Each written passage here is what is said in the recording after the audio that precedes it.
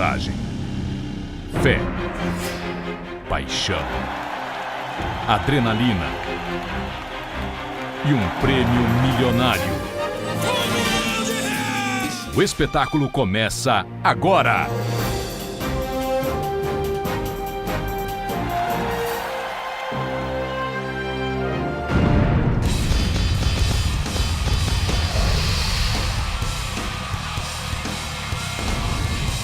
Super Bowl Brasil. O bandido. O maior ídolo da história dos rodeios foi o grande vilão na vida de muitos peões. Bandido brilhou nas arenas como poucos e virou a grande lenda da história dos rodeios. Hoje você vai conhecer o tutor, o responsável por esse mito. Paulo Emílio Marques é o nosso personagem de rodeio. Personagens do rodeio.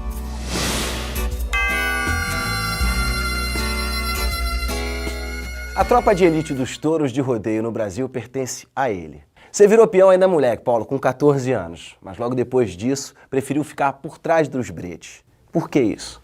Eu nasci em Barretos, que é o berço do rodeio brasileiro, vamos dizer assim. Eu vim de uma origem de pecuaristas, né? Meu avô era pecuarista conhecido em Barretos, chamava Antônio Pereira. Desde pequeno eu ia naquela festa. E nas férias, eu morava em Barretos, quando chegava nas férias, final de semana, eu ia para a fazenda e ficava lá no meio de peão, arriando cavalo, saindo para invernada. A minha avó ficava doida, né? Que eu saía cedo com os peões e voltava às 5 horas da tarde sem almoço. Eu era apaixonado naquilo, né? Criado desde os 5 anos e sempre indo em Barretos na festa do peão, que era o maior evento do Brasil, é ainda. E quando chegava todo ano na festa lá, eu encontrava os peões que montavam lá na época, o rodeio de cavalo era muito forte, e tinha peões da fazenda do meu avô montando em Barretos, participando. E quando que você soube que você não ia pro brete, que você ia ficar por trás, que a criação era o teu mote? Eu tive uma distensão na virilha, e meu pai arrumou para montar em Barretos, ele assinou para mim, eu e um amigo meu. Seria a primeira montaria oficial? Seria. E eu com a virilha distendida, eu acho que muita força e o corpo ainda novo, sei lá, a musculatura... que exigia muita força, né? Então não estava tão preparado, sei lá o que era isso. Então meu pai falou o seguinte, já que você gosta disso, então vamos montar uma companhia. Ele me deu 13 touros. Com 16 anos então? Foi. Na época a gente viu o rodeio como aquela coisa mais de circo, aquela coisa mais simples, de várzea.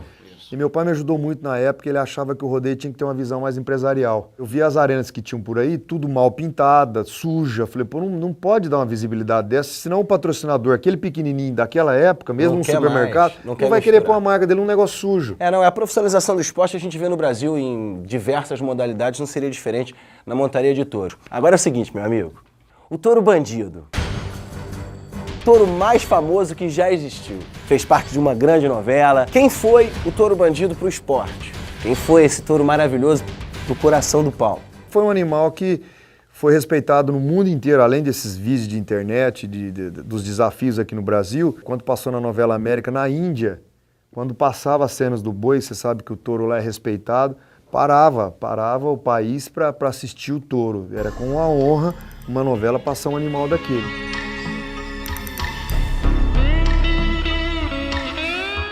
Primeiro ídolo popular do rodeio. Então o bandido ele substituía até um show no rodeio. Era aquela expectativa se o peão ia conseguir parar nele e todo mundo torcia por ele. Ninguém torcia pelo peão. E eu acho que aqui no Brasil o esporte ganhou notoriedade através do bandido, respeito, credibilidade. Você se emociona falando dele, cara. Por que mexe tanto no coração do peão? Por que te emociona falar desse animal, cara? Ele era um animal especial, né? Comprei 10 touros de um amigo, ele foi o 10º touro a ser escolhido. Quase que eu não levo ele. O bandido era um animal muito acima da média de inteligência dele, um animal muito inteligente, que ele sabia para que ele estava. Né? Mesmo aqui na propriedade, quando nós vínhamos fazer exames de sangue, fazer avaliações periódicas, você não conseguia trazer ele facilmente para o brete, para conseguir mexer nele, ele tinha uma vontade própria. Quando ele pulava, ele determinava o jeito que ele queria pular, ele determinava se ele queria pegar o peão. Na hora que o peão olhava, ele dava um pulo, ele olhava o peão. Dependendo do posicionamento, ele inventava o pulo para derrubar o cara. O bandido já tinha uma história para trás que já estava impondo medo, a peãozada não estava montando mais nele. Tanta dificuldade que ele impunha, entendeu? Então, aí quando adquiriu ele, surgiu as ideias, né, de desafio. Eu enxerguei nesse touro algo diferente, porque eu acho que o esporte precisa de novidades, de desafios. Com certeza, novos desafios. E eu acho que de sair daquela mesmice. Você chega no rodeio, ou o peão derruba o touro, ou tira aquela nota. A maior nota da noite, o peão que tirasse a maior nota, tinha o direito de desafiar o bandido. E eu peguei vários clipes dele, montei uma cena de medo para o público assistir aquilo, chamava o peão na arena, acho que tinha que valorizar o cara que ia montar. Com certeza, é o herói. Montar nele também, quantos prêmios quanto que o cara já tinha ganho em grana, tudo, ia pro desafio. Ali parava, né? O locutor naquela emoção, todo mundo, ninguém piscava, abria a porteira, 1 segundo, 2 segundos, o bandido tacava o peão longe.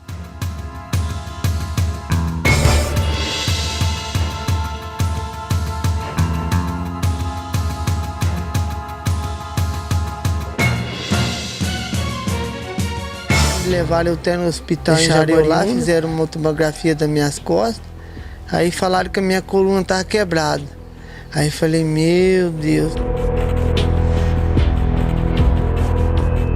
O jornalista me entrevistou, eu falei, não, mas a hora que eu sarar eu vou estar preparado para esse bandido de novo. Vai ser um grande desafio que eu quero fazer com ele de novo. Ney Lovan voltou a desafiar o touro bandido em 2003. Novamente caiu antes dos 8 segundos, mas não se machucou. Esse acidente que aconteceu com o Ney Lovan foi na final, né? Então naquele rodeio, naquele mesmo rodeio, houve uma parada nele. Mas ele ainda não era do Paulo e ele estava começando no rodeio. Então depois que ele virou o bandido, que o Paulo comprou ele passou invicto aí por, né, até esse óbito dele aí. O bandido foi um animal que ajudou a valorizar o rodeio, valorizar a minha companhia, valorizar o esporte. Mas esse boi morreu de um câncer no olho, ele tinha uma pinta, porque ele é da raça meio sangue cimental com Nelore, então o olho dele é vermelho. É uma cruza.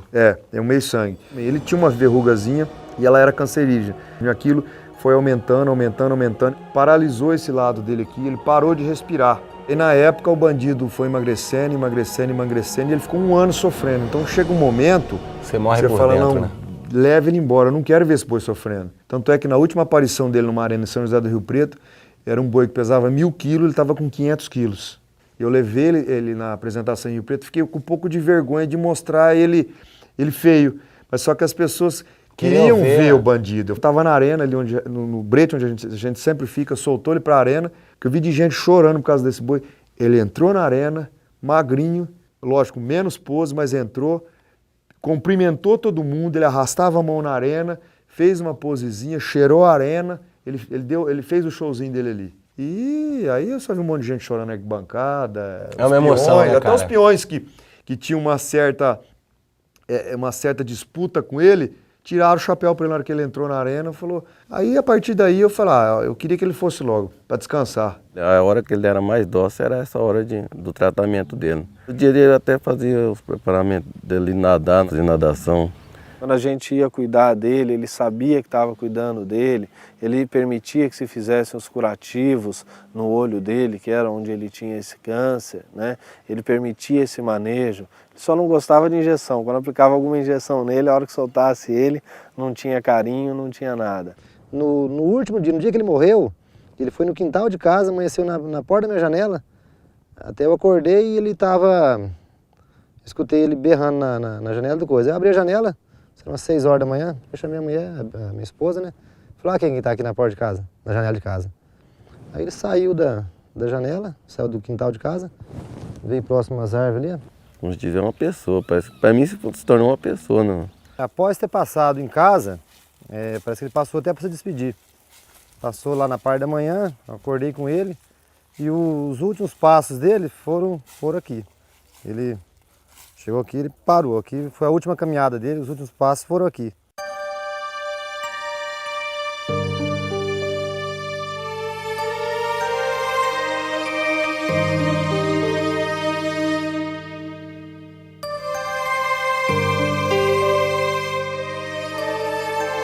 Mais de 2.000 doses de sêmen dele congeladas e existe um trabalho genético sendo feito com isso. Em breve aí nós vamos ter vários filhos do bandido pulando aí na arena.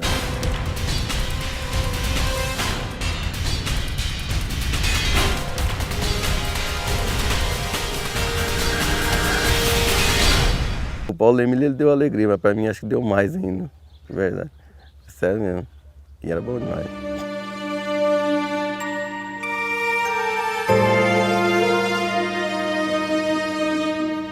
Cheguei a ter ciúme já do bandido, tive sim, porque eu falava que o bandido estava em primeiro lugar da vida dele, não eu e os filhos dele. Mas não tinha como mudar. Então é a paixão dele, são os bois, é essa vida que ele tem.